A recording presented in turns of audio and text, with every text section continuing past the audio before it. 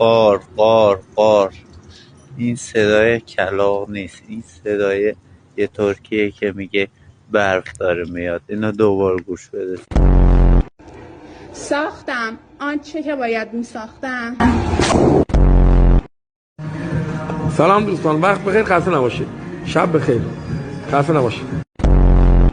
لطفاً پسرای بد تیپ و دالتی نیان دایرکت. مرسی. بچه‌ها امروز یه اتفاق خیلی بامزه افتاد. رفتم فروشگاه چیپس بخرم، گفت چه نوعی باشه؟ گفتم فقط چیپس کچاپ نباشه. گفت واسه چی؟ گفتم آخه کچاپ دوست ندارم. مرض بیشعور.